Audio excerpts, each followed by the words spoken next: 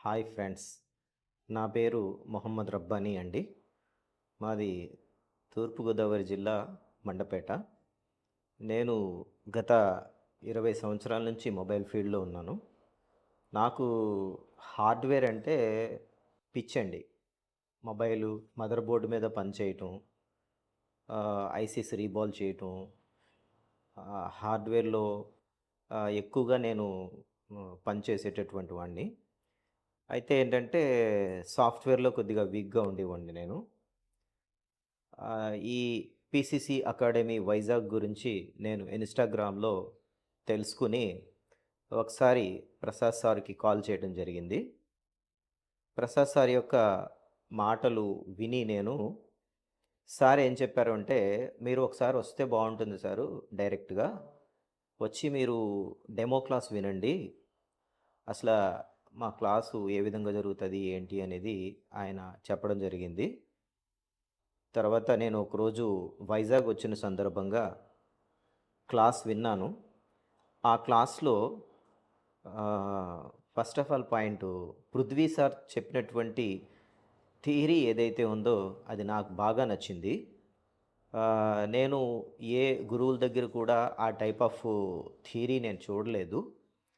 యాక్చువల్‌గా ఏంటంటే mother board మీద కంప్లెయింట్స్ వస్తూ ఉంటే మేము చేసుకుంటూ వెళ్ళిపోతాం తప్పించి, కాయిల్ ఏ విధంగా పనిచేస్తది, డయోడ్ ఏ విధంగా పనిచేస్తది, బక్ కాయిల్ ఏ విధంగా పనిచేస్తది, కెపాసిటర్ ఏ విధంగా పనిచేస్తది అనేటటువంటి విషయాలు థియరికల్‌గా మాత్రం పృథ్వీ సార్ అద్భుతంగా చెప్పారు. ఆ విషయంలో ఏమీ ఆలోచించేటటువంటి ప్రసక్తే లేదు. మదర్ బోర్డ్‌లో ఏదైనా కంప్లెయింట్ వచ్చినప్పుడు పక్కన వేరే బోర్డ్ పెట్టుకొని మేము ఎతుక్కుంటూ కూర్చునేవాళ్ళం మల్టీమీటర్ మీద. కానీ ఇప్పుడు ఆ పరిస్థితి లేకుండా బోర్నియా సపోర్ట్‌తో మదర్ బోర్డ్‌లో ఉన్నటువంటి ఏ కాంపోనెంట్ గానివ్వండి, లేకపోతే ఏ కాయిలు, ఏ డయోడ్ సప్లై అయినా సరే, అది ఎక్కడి నుంచి ఎక్కడికి వెళ్తుంది అనేటటువంటి విషయం పృథ్వీ సార్ ఎంతో చక్కగా స్టూడెంట్స్‌కి ఇక్కడ వివరించడం జరుగుతుంది. అదేవిధంగా మన ప్రసాద్ సార్ అయితే సాఫ్ట్‌వేర్ సబ్జెక్ట్సు అద్భుతంగా చెప్పారు. అవి కాకుండా ఆయన స్వతహాగా ఆయన స్టోర్‌లో వచ్చేటటువంటి మొబైల్స్ ఏవైతే ఉన్నాయో వాటిని తీసుకొచ్చి దగ్గరుండి మాకు సాఫ్ట్‌వేర్ విషయాల గురించి చక్కగా వివరించడం జరిగింది. ఇకపోతే మా మూడో సారైనటువంటి వినయ్ సారు ఆయన ఆహ్, ప్రత్యేకంగా ఐఫోన్స్ చేయటంలో ఆయన సిద్ధహస్తుడు. నేను కూడా ఏంటంటే హార్డ్‌వేర్ సంబంధించినటువంటి హ్యాండ్రాయిడ్ మొబైల్స్ నేను కూడా చేస్తూ ఉంటాను. కానీ ఐఫోన్స్ సంబంధించిన వర్క్ ఏదైతే ఉందో ఆ వర్క్‌ని నేను డెవలప్ చేయడానికి ప్రిసిసి అకాడమీని నేను ఎంచుకోవడం జరిగింది. అదేవిధంగా వినయ్ సార్ చేసేటటువంటి ఆ వర్కు అంతా కూడా నేను చూసి ఆశ్చర్యానికి గురయ్యాను. ఆయన కంప్లెయింటు ఇట్టే పట్టేసేవారాయన వినయ్ సారు. అంత చక్కగా ఆయన దగ్గర ఆ టైప్ ఆఫ్ నాలెడ్జ్ ఉంది. చాలా గొప్ప వినయ విధేయతలు కలిగినటువంటి ఉపాధ్యాయుడాయన. ఆ విషయంలో మాత్రం మేము చాలా అదృష్టవంతులు అని చెప్పి నేను ప్రత్యేకంగా చెప్పుకుంటున్నాను. ఎందుకోసం అనంటే కంప్లెయింట్ రాగానే ఎక్కడి నుంచి కంప్లెయింట్ వస్తుంది, ఏంటి అనేది ఆయన ఇట్టే పట్టి మా అందరికీ ఏంటంటే స్టూడెంట్స్‌కి వివరించడం జరిగింది. షార్ట్ అంటే ఏంటి? హాఫ్ షార్ట్ అంటే ఏంటి? ఎలా సీపీయూ రీబాల్ చేయాలి? డబుల్ డక్కర్ ఏ విధంగా రీబాల్ చేయాలి? అనేటటువంటి విషయాల గురించి వినయ్ సారు అద్భుతంగా చెప్పారు.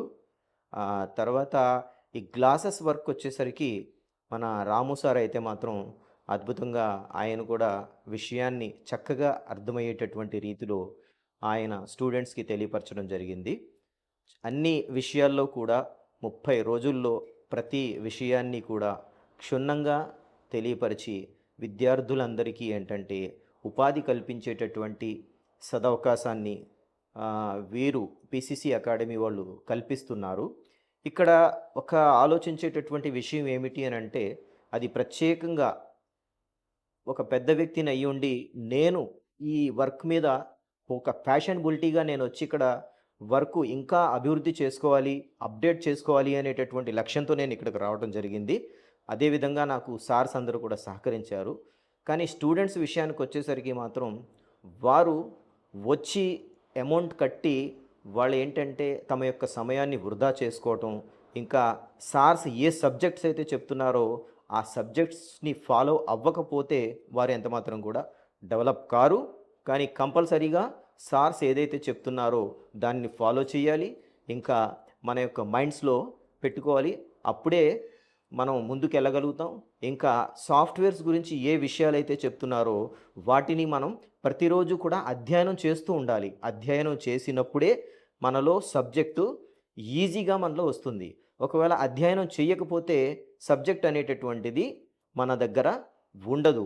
ఎవరు ఎన్ని నెలలు వర్క్ నేర్చుకున్నా కూడా ఎక్కడ వేసిన గొంగలి అక్కడే అనే విధంగా ఉండిపోతారు తప్పించి, వారు ఎదరికి వెళ్ళి ఉపాధి సంపాదించుకోవటంలో, అభివృద్ధి చెందటంలో అనేది చాలా అరుదుగా ఉంటుంది సహోదరులారా.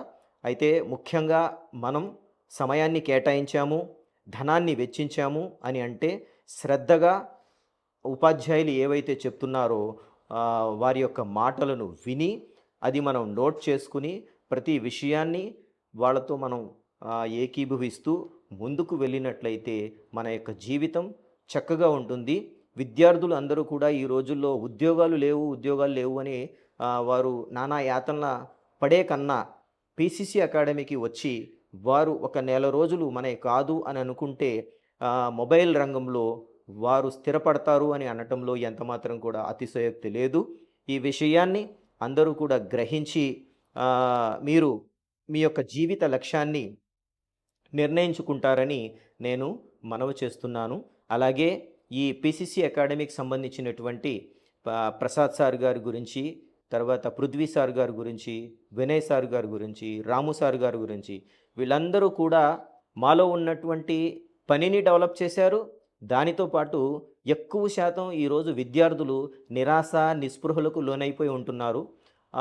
వాటిల్ని కూడా వీళ్ళు దూరం చేసి విద్యార్థులను ఒక మోటివేటెడ్ పర్సన్స్‌గా తయారు చేస్తున్నారు. అందులో కూడా ఎంతమాత్రం సందేహం లేదు. దానికి ప్రముఖ వ్యక్తి, ఎక్కువగా ప్రిన్సిపల్స్ ఉన్నటువంటి వ్యక్తి ఎవరు అనంటే అది ప్రసాద్ సార్ గారు. ఆయన ఏ విధంగా డెవలప్ అయ్యారు, ఎలా ముందుకెళ్లారు అనేటటువంటి విషయాల గురించి, జీవితంలో జరిగినటువంటి విషయాల గురించి కూడా చెప్పి ఆయన విద్యార్థుల్ని ఎంతో చక్కగా మోటివేట్ చేస్తున్నారు. ఇలా మోటివేట్ చేయటం వలన విద్యార్థి యొక్క లక్ష్యము, తను చేయవలసినటువంటి సాధన ఏమిటి అనే విషయం ప్రతి విద్యార్థికి అర్థమవుతుంది. పీసీసీ ఎవరైతే పీసీసీ అకాడమీ ఉపాధ్యాయులు ఉన్నారో వారికి మరియు పీసీసీ టీమ్‌కి నేను నా యొక్క ప్రత్యేకమైన ధన్యవాదాలు తెలియపరుచుకుంటున్నాను.